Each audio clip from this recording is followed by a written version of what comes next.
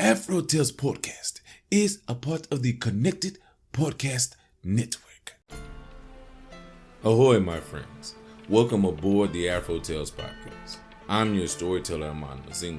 Join me as we explore the tales that grew from the people of Indigenous and African descent in the Americas and the Caribbean. After, come and see me, chef, who will impart upon you a recipe for the story you have just heard. So with no further ado, let us set sail on this new age of exploration. Umu Madhu, in the good old days.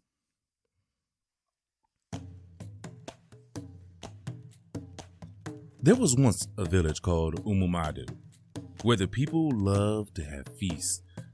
Every chance the villagers had, they called a feast to celebrate one thing or another.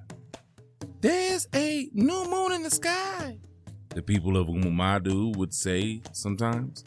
"Let us have a feast to celebrate it." "The moon is now full," the villagers might say a few weeks later. "Let us have a feast to celebrate the full moon." At the beginning of farming season, after they had planted their crops, the people of Umu Madhu had a feast. In the middle of farming season, after the rains had started and the farms were green with growing crops, the people of Umu Madhu held a feast. At the end of the farming season, when the crops had been harvested and placed in the barns, the people of Umu Madhu had a feast. Sometimes, even when nothing happened, the people of Umu Madhu had a feast. If anyone asked what the feast was for, they replied, "We are having a feast because nothing has happened." Some of the feasts were small and some were big, but always there was a feast in the village of Umu Madhu, and all the feasts were long and happy. All of the feasts were held under the big cotton tree in the middle of the market clearing at the center of the village of Umu Madhu. The men killed the chickens or goats or a cow, depending on how big the feast was. They also cut up the meat and cooked it in big iron pots, which they stirred with long sticks. The women cooked the soup and stew, as well as the rice and fufu. Children fetched water or firewood and darted here and there for errands for the adults. When everything was ready, the elders of Umu Madhu appointed 4 or 5 young men to divide the food so that every man, woman, and child would get a share. Fufu and rice were piled high on everyone's plate. Big pieces of meat stuck out above the surface of everyone's stew and soup. However, the heart of the feast was the big lumps of meat which were spread out in long rows on banana leaves and raffia mats. From the oldest man to the youngest child, the people of Umu Madhu chose their shares of meat according to their ages. For as long as one could remember, the people of Umu Madhu had always eaten their feast on the ground. Some people squatted on the ground. Some people knelt on the ground. Some people sat on the ground. Then, one day, a stranger arrived in the village of Umu Madhu. This was not the first time a stranger had come to Umu Madhu. However, this stranger was very strange. No one had ever seen or heard anyone like him before. The villagers nicknamed the stranger No Skin because his skin had no color. No Skin had hair which looked like corn silk and eyes which shone like glass beads. At first, everyone thought he had no toes until he took off his shoes and allowed some of the villagers to count his toes. He had 10 of them. Eruperisi, eruperisi, eruperisi. No Skin said to the villagers of Umadu. When someone was found who understood No Skin's language, what he was saying was, "What have we here?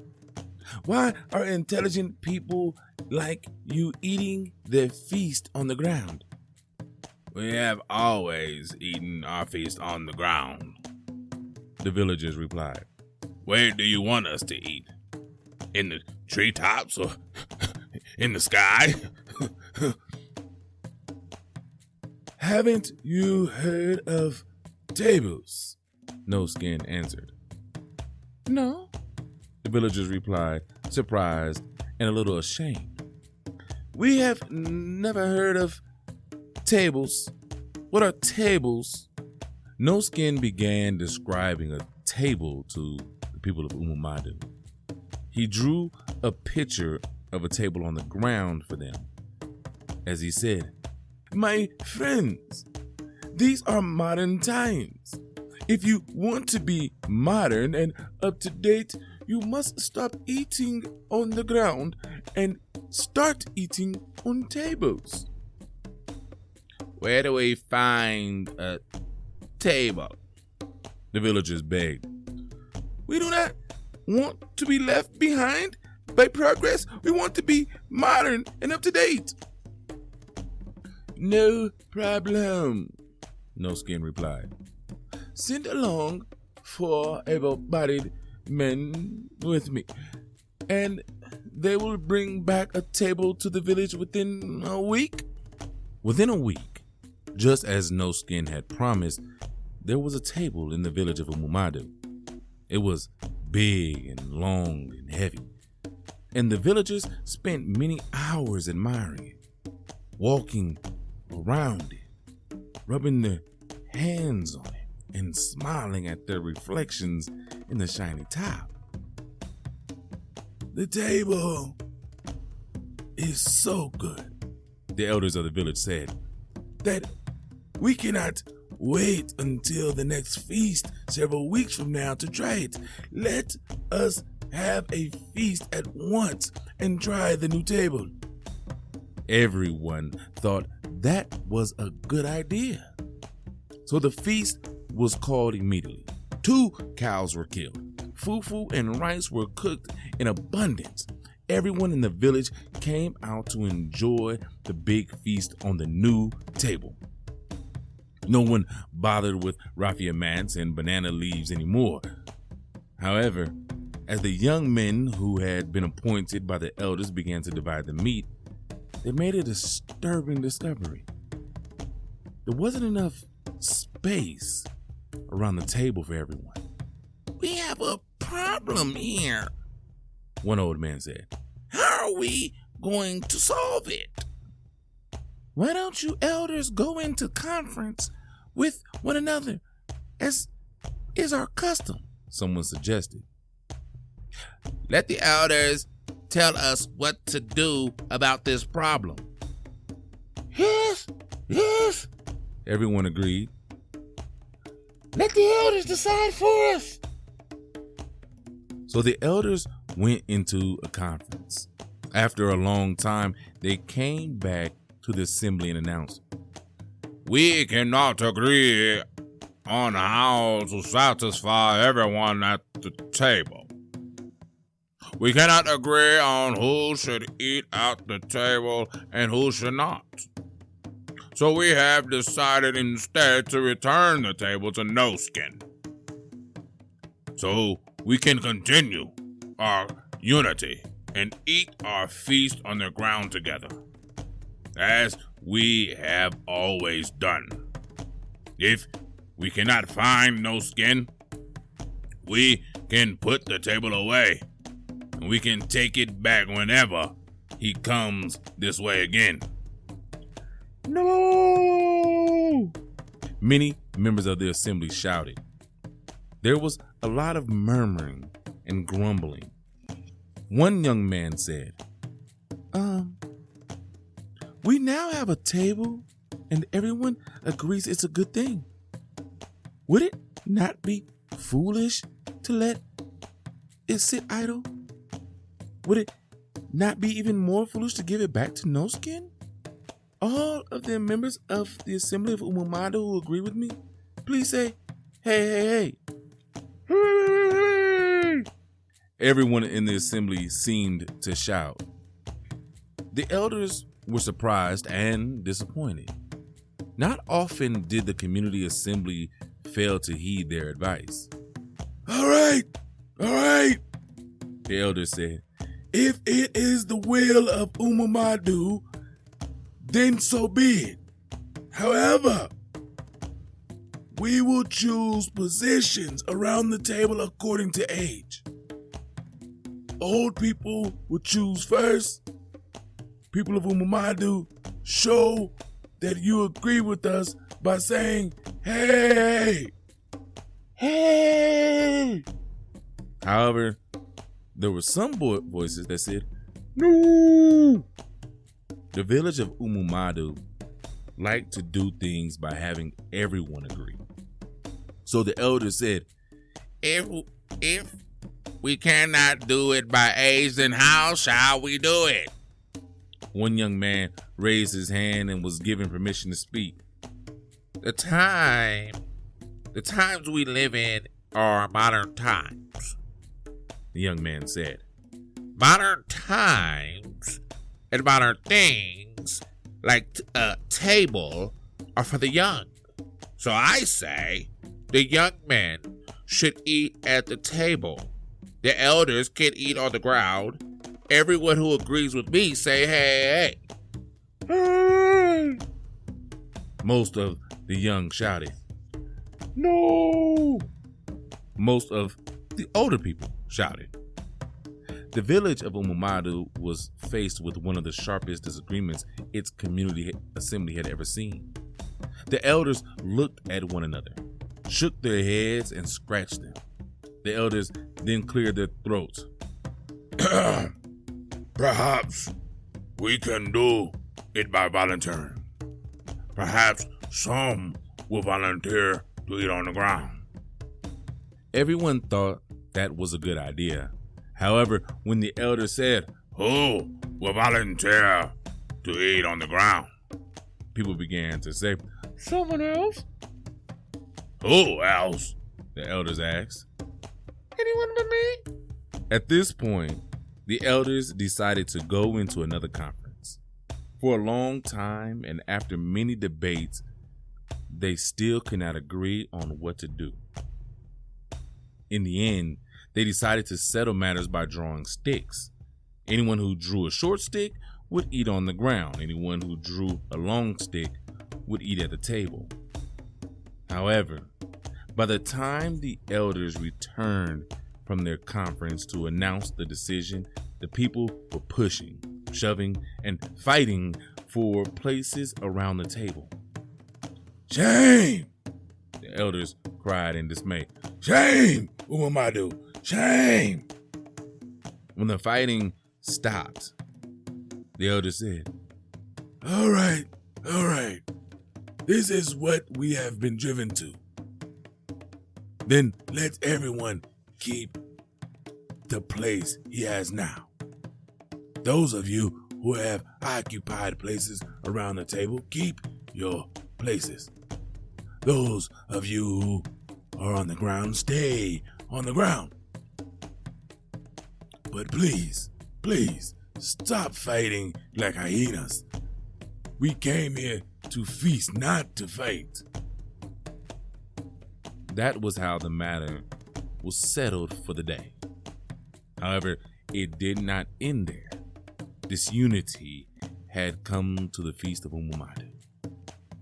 Because there was a feast, some people ate at a table, and some people ate on the ground.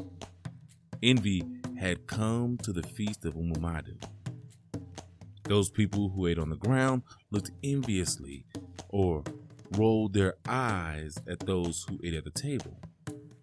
Pride had come to the feast of Umu Madhu. Those who ate at the table stuck up their noses in the air and looked down on those who ate on the ground. Unhappiness had come to the feast of Umu Madhu. For the first time ever, everyone was not happy at the feast.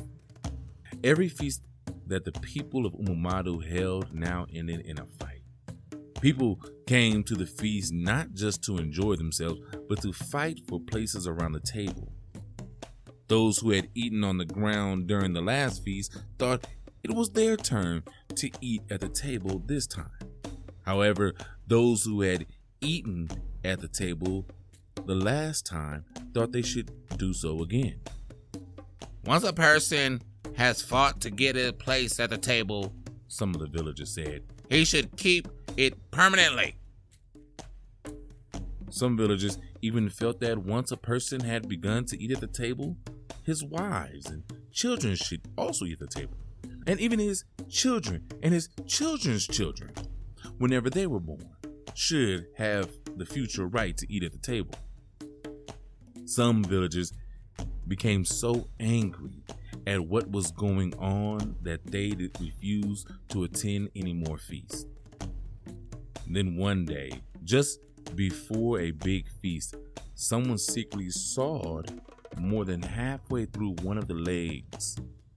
In the middle of the feast, when the meat and all of the goodies had been heaped on the table, the leg broke. The table tipped over and the meat fell on the ground. Various people accused one another of the trick.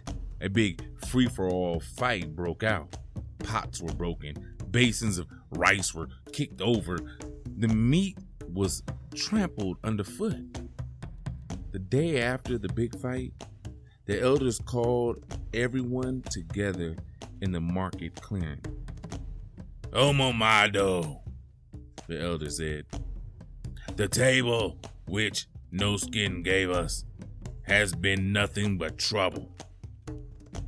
There is only one way to solve the problem. Destroy the table before it destroys us. Hey! Hey! Hey! The whole assembly responded in unison. Let us destroy the table before it destroys us. The men, women, and children of Umu Madhu went home and got their axes, machetes, clubs, and pestles and set upon the table and smashed it to pieces. Now we can be one again, one elder said after the task was done. Yes, another replied. We can eat our feast in unity and harmony once again. Yes, someone else in the assembly said. Let us call a feast immediately to celebrate our freedom from the table. Yes, yes, everyone agreed. A date was set for the special feast. 3 cows were killed. Banana leaves and clean raffia mats were laid out on the swept ground as in the old days. This was going to be the biggest and happiest feast Umu Madhu had ever had.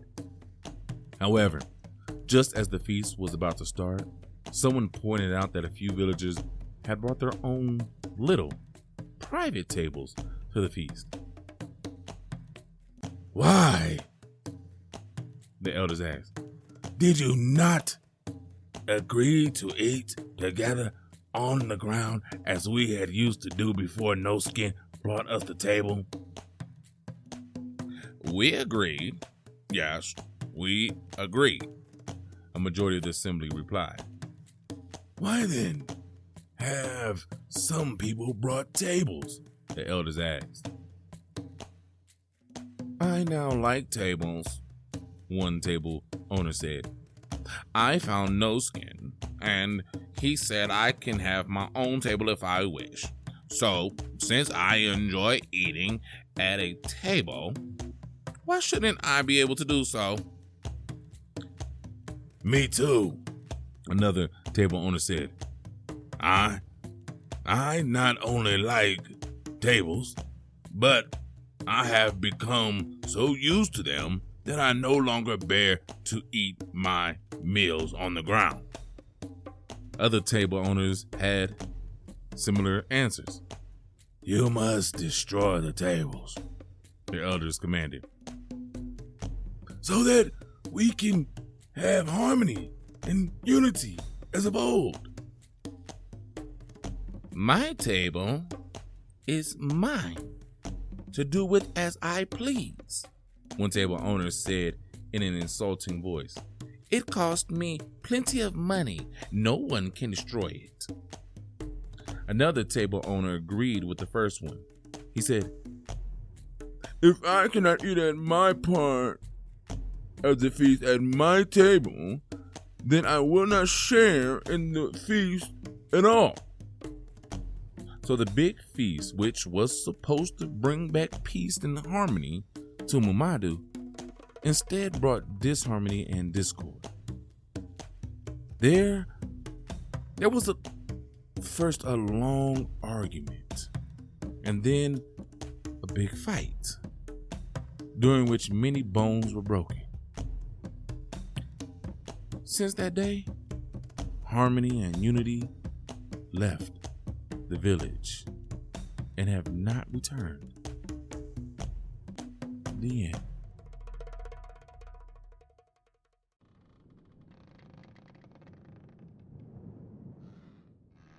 Wow. So another great story coming from the book Talk That Talk, edited by Linda Goss and Marian E. Barnes.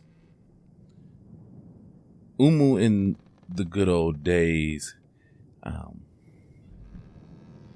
written by a Nigerian writer about a place that does not exist, but at the same time does, right?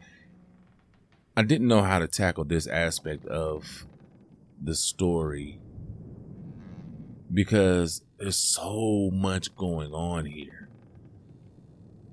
You have a community that is thriving and flourishing and living in harmony, and they're introduced to something that is said to make their lives better, to make them live on the same level as everyone else.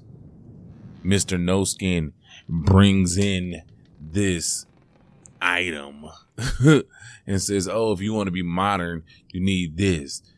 And in all actuality, it just creates dysfunction and envy and pride and jealousy and arguments and fighting, because it's like throwing $1 million in a crowd of impoverished people.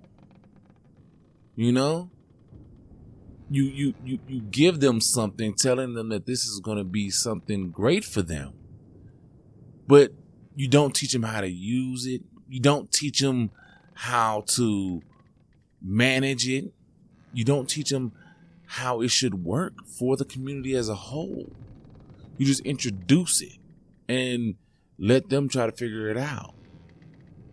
You know, I really, the first time I read this story, I really thought of the Black community, but then I had to think about most communities, not just the Black one, but most of them.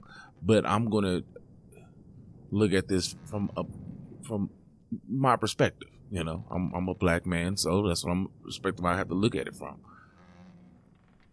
We get those that succeed in our communities, and we get those that don't, right? Every community has those. And it could be all through perception, but we feel that those that have succeeded and have made it out of the hood, made it out of poverty, are looking their noses down at us because they have a quote unquote seat at the table now. You know, we look at celebrities and movie stars and athletes, they have a seat at the table now. And now they look their noses down on us that don't have that seat. Then we get the ones that, the mid-level ones that are kind of there, but not quite there. And then you have the ones that are at the bottom of the monetary scale, and they are looking at everyone above them like, I want what they have, right?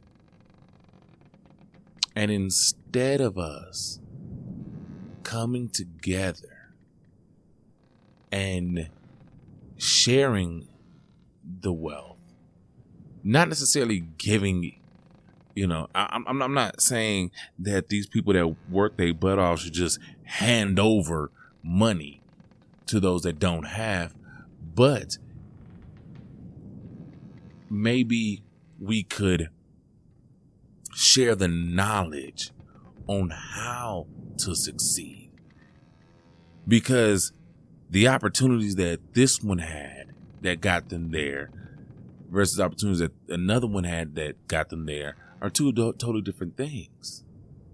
Not everyone that makes it to the pros went through a nice college and an Ivy League school and had, both parents living in the household. And not everybody that makes it to the pros, it had to pull themselves up by their bootstraps and get there. But both of those people can share their knowledge, and the ones who have a situation similar can then grasp on that which resonates with them and try to get there themselves. And then some people, which a lot of celebrities are doing, can go back in their communities and help those because they know what they came through and they know what they wish they had. That's kind of like that table situation. Some of y'all got the table, and some of y'all feel like, oh, now that I'm here, it should only be my family that benefits from this. When you looking over at your friends and family who weren't able to get there, like, should have fought harder. Whereas maybe, and I don't have all the answers here, you can give them guidance on how to get their own tables. As some of the people at the end of the story started getting their own tables. It doesn't mean we can't all still eat in the community. It doesn't mean we can't all still eat together. It just means people have their own table in the grand hall. You know what I'm saying? In Umu Madhu, these one set of people, somebody from the outside was able to introduce something that split that group up. And that's what happened to a lot of us. That's what happened in our history. And it sucks. And I don't have an uplifting aspect for it. Except for take it for what it is, and a lesson and an allegory for the condition we're in, and do your best to try to change that condition. Okay? Well, that's all I have for you today. As always, thank you for coming on this voyage with me. Thank you for taking the time to just do all of this. Listen to me share these stories and ramble here at the end. And make sure you go see Chef. I'm pretty sure he has a recipe inspired by the story you just heard. So until we meet again on this fabulous voyage that we are on, as always, have a blessed day.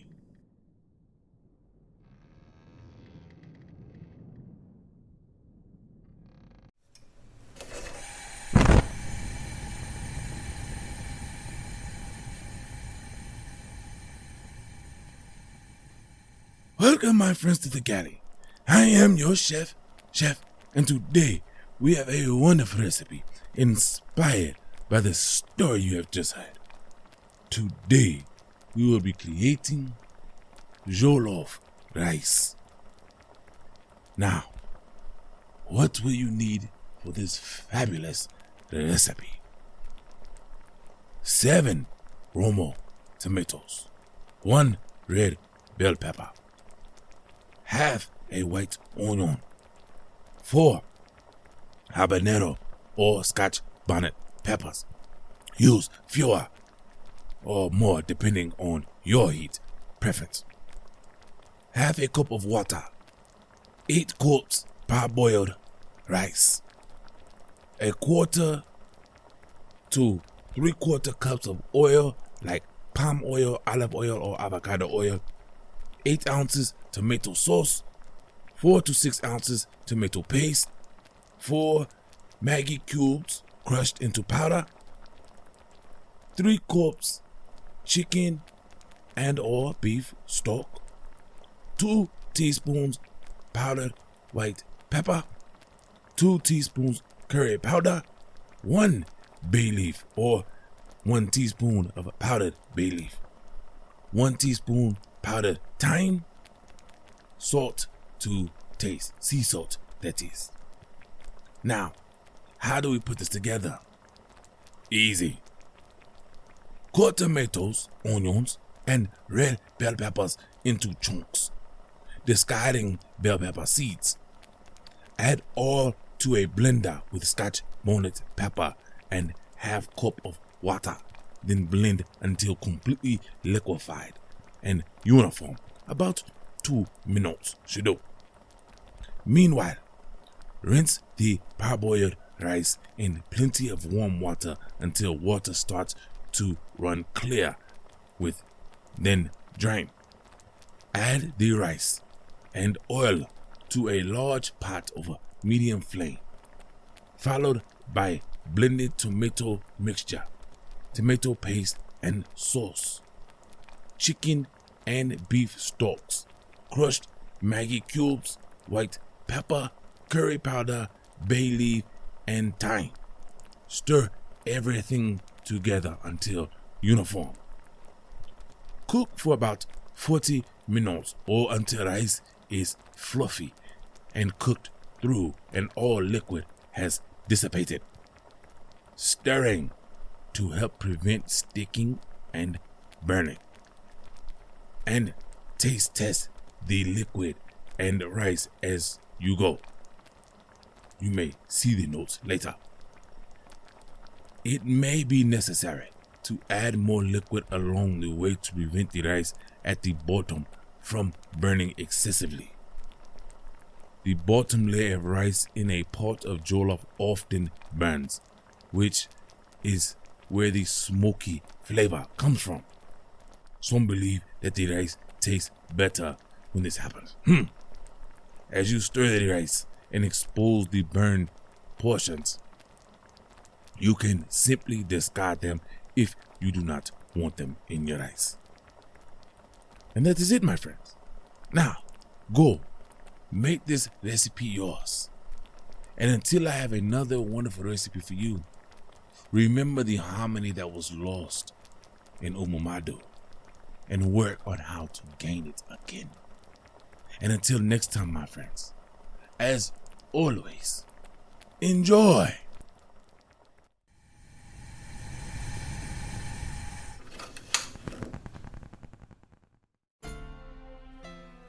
Thank you, my friends, for coming on this voyage.